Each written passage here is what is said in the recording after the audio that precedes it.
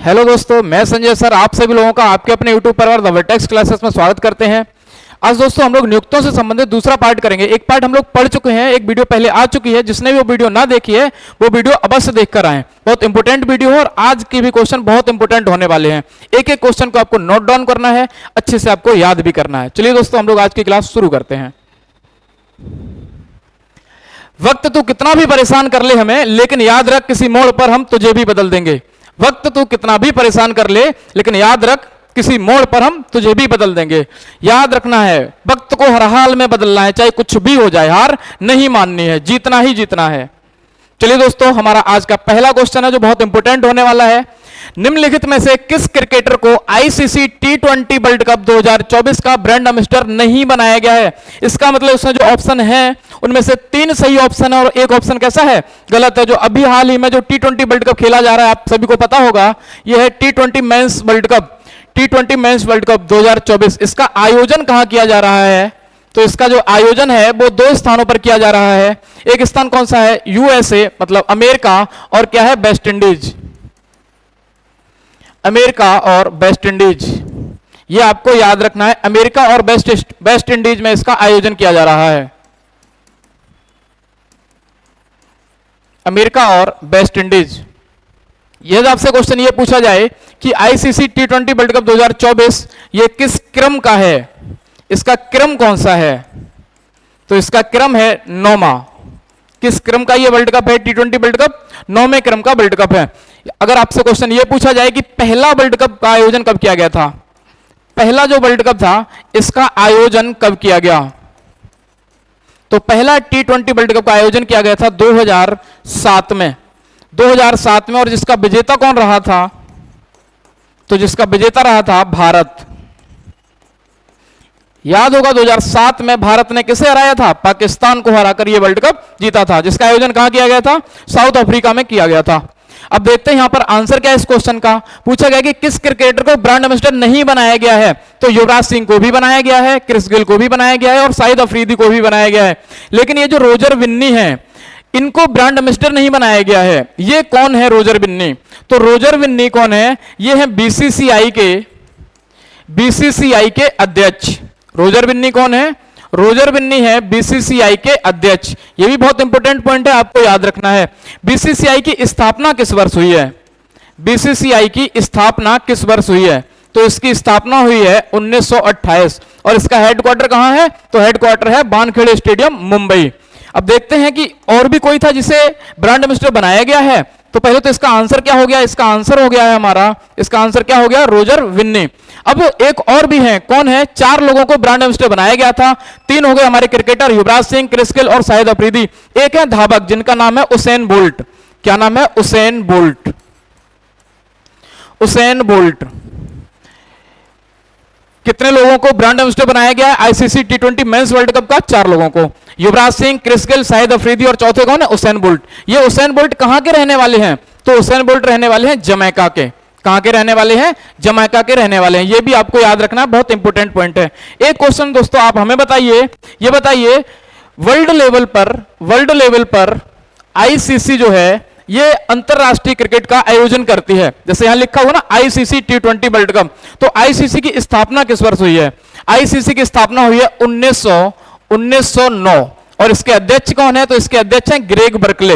ये भी नोट कर लीजिए, बहुत इंपॉर्टेंट है, ग्रेग बर्कले इसके अध्यक्ष हैं। दूसरा क्वेश्चन देखते हैं हम लोग। दूसरा क्वेश्चन है आपका, हाल ही में बॉम्बे स्टॉक एक्सचेंज का अध्यक्ष कौन बना है? बॉम्बे स्टॉक एक्सचेंज, बहुत इंपॉर्टेंट क्वेश्चन है ये। बॉम्बे स्टॉक एक्सचेंज बीएसई, इसकी स्थापना किस वर्ष हुई है? तो इसकी स्थापना हुई है, यहां पर लिख सकते हैं 1875। इसकी स्थापना किस वर्ष हुई है? 1875। इसका हेडक्वार्टर कहां है? तो इसका हेडक्वार्टर है मुंबई।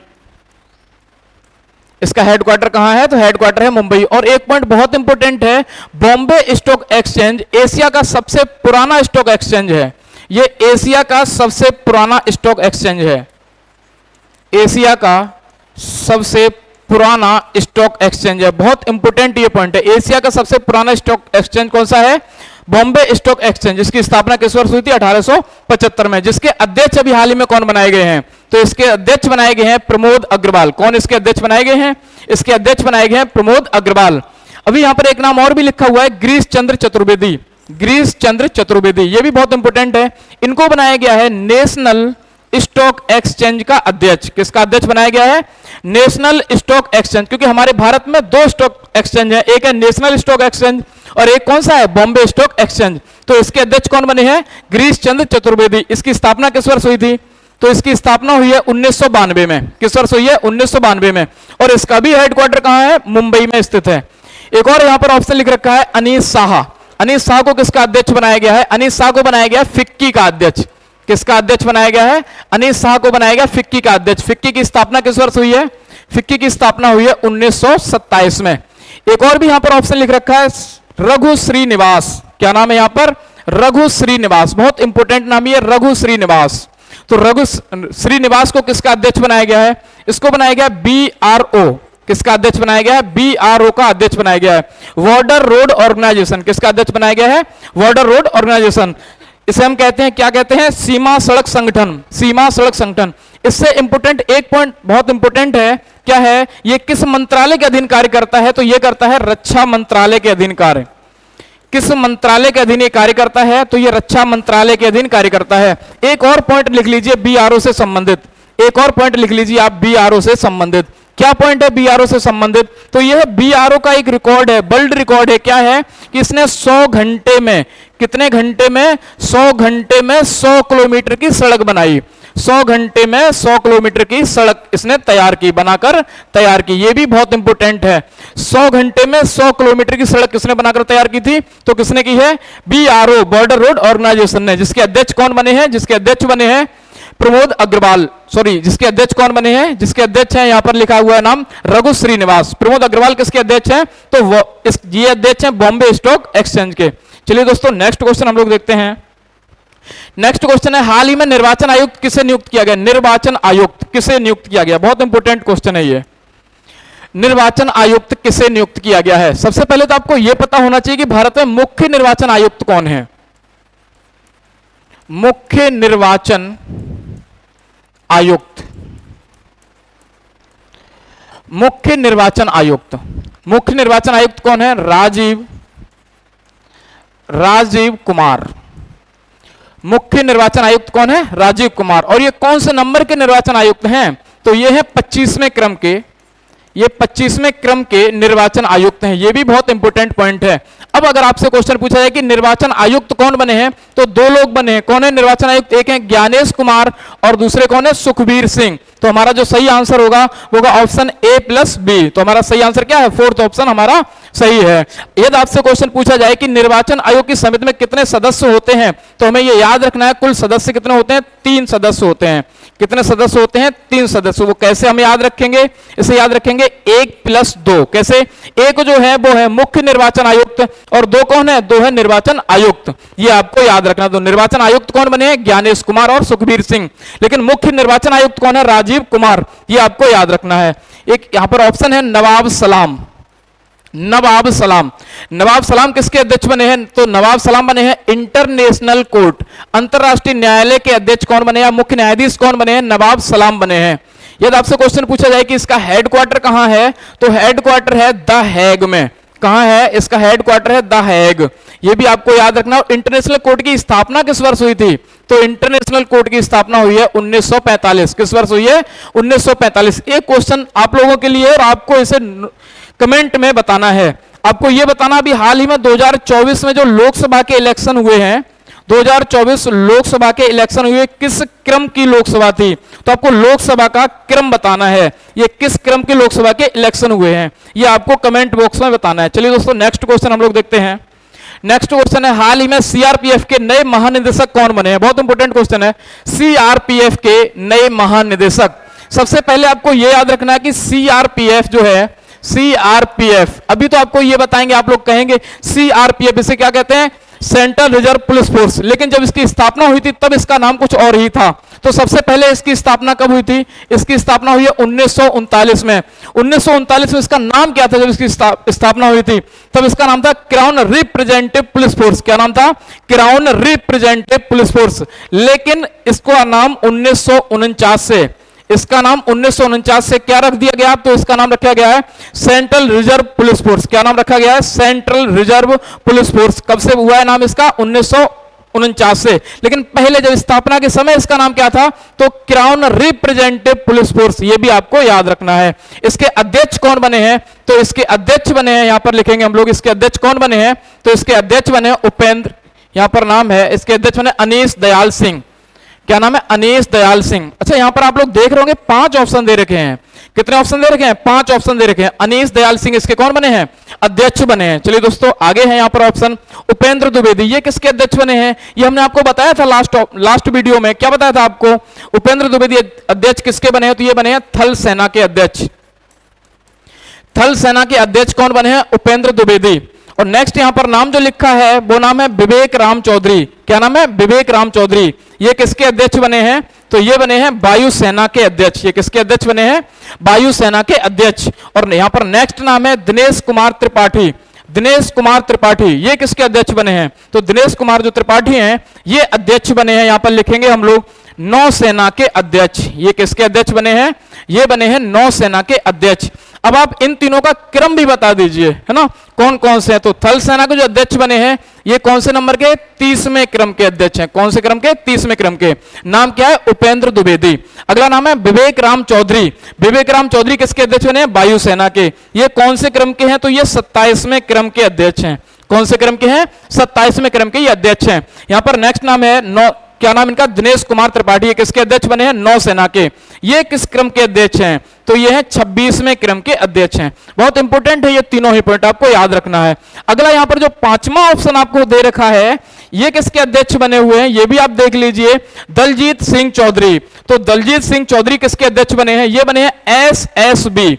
किसके अध्यक्ष बने हैं, ये एसएसबी के अध्यक्ष बने हैं, सशस्त्र सीमा बल। क्या कहते हैं इसे, सशस्त्र सीमा बल कहते हैं, एसएसबी। और इसकी स्थापना किस वर्ष हुई थी, एसएसबी की इसकी स्थापना हुई थी 1963 में। कब हुई थी इसकी स्थापना, 1963 में हुई थी। और इसका हेडक्वार्टर कहां है, बहुत इंपॉर्टेंट है ये हेडक्वार्टर। तो इसका जो हेडक्वार्टर है वो कहां है, इसका हेडक्वार्टर उदयपुर में। कहां है इसका हेडक्वार्टर, एसएसबी का हेडक्वार्टर कहां है, उदयपुर में इसका हेडक्वार्टर है। चलिए दोस्तों हम लोग नेक्स्ट क्वेश्चन देखते हैं।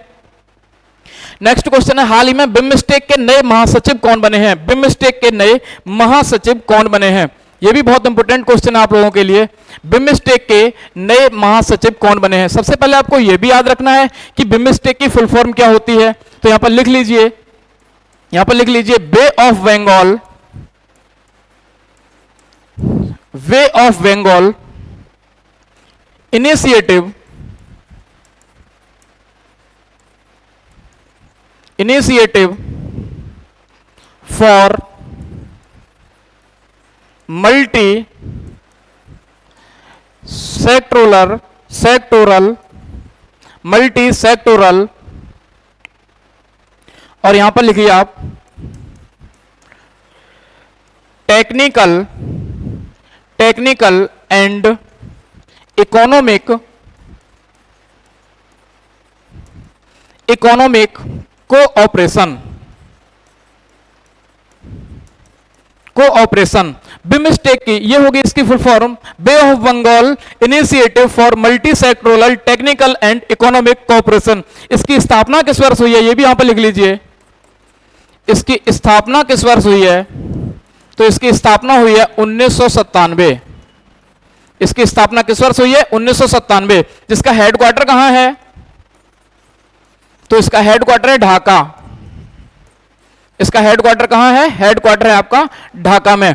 यदि आपसे इसके सदस्य पूछे जाएं कि बिम्स्टेक के सदस्य कितने हैं, तो इसमें सदस्य कितने हैं, इसमें कुल 7 सदस्य हैं। कितने सदस्य हैं, 7। लिख लीजिए कौन कौन से ये 7 सदस्य हैं, कौन कौन से आपके 7 सदस्य हैं, ये भी लिख लीजिए। और ये बहुत इंपॉर्टेंट नाम है, सभी नाम आप नोट कर लीजिए। पहला नाम आप लिख लीजिए भारत, दूसरा लिखिए आप श्रीलंका, तीसरा लिखिए बांग्लादेश, फिर लिखिए आप म्यांमार, फिर लिखिए यहां पर भूटान, नेपाल, और लास्ट नाम है यहां पर लिख लीजिए आप थाईलैंड। थाईलैंड। तो ये तो जो जानकारी थी वो तो बिमस्टेक से संबंधित। अब देखिए इसमें ये क्वेश्चन पूछा गया कि नए महासचिव कौन बने हैं। तो नए महासचिव कौन बने हैं? इंद्रमणि पांडे। इसके नए महासचिव कौन बने हैं? तो नए महासचिव बने हैं इंद्रमणि पांडे। किसके अध्यक्ष किसके महासचिव बने हैं? तो महासचिव बने हैं बिमस्टेक के। एक ऑप्शन यहां पर है ए एस राजीव। अब यहां पर देख लीजिए, आगे लिखते हैं हम लोग कुछ option. A S Rajeev. A S Rajeev किसके अध्यक्ष बने हैं? तो ये बने हैं सीबीसी के अध्यक्ष, सेंट्रल विजिलेंस कमीशन। क्या कहते हैं इसे? Central vigilance commission, CBC. इसकी स्थापना किस वर्ष हुई है? तो इसकी स्थापना हुई है 1964। सेंट्रल विजिलेंस कमीशन को क्या कहते हैं हिंदी में? तो इसे कहते हैं केंद्रीय सतर्कता आयोग। क्या कहते हैं? केंद्रीय सतर्कता आयोग या केंद्रीय सतर्कता आयोग।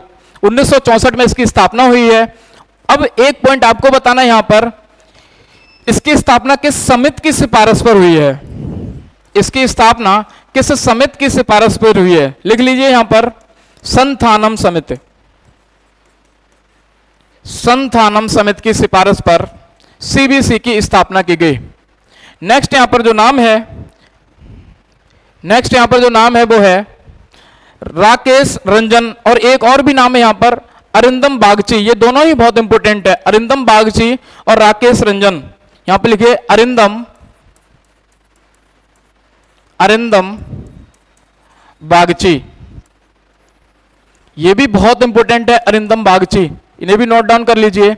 ये यूएन में, संयुक्त राष्ट्र में भारत के स्थायी प्रतिनिधि बने हैं। यूएन में भारत के स्थायी प्रतिनिधि। इन्होंने किसका स्थान लिया है? तो इन्होंने स्थान लिया रुचिरा कंबोज का। किसका स्थान लिया है? रुचिरा कंबोज का। यूएन की स्थापना किस वर्ष हुई है? तो यूएन की स्थापना भी यहां पर लिख लीजिए। यूएन की स्थापना हुई है 1945।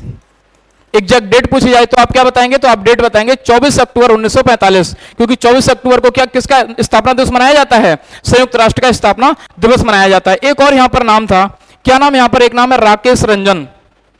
राकेश रंजन, यह भी यहां पर लिख लीजिए। राकेश रंजन किसके अध्यक्ष बने हैं? राकेश रंजन ये किसके अध्यक्ष बने हैं? तो ये बने हैं एसएससी के अध्यक्ष। किसके अध्यक्ष बने हैं? Staff selection commission. किसके अध्यक्ष बने हैं? स्टाफ सिलेक्शन कमीशन के अध्यक्ष बने हैं, एसएससी के अध्यक्ष। एसएससी की स्थापना किस वर्ष हुई है? 1975 में। और इसका हेडक्वार्टर कहां है? तो इसका हेडक्वार्टर है दिल्ली।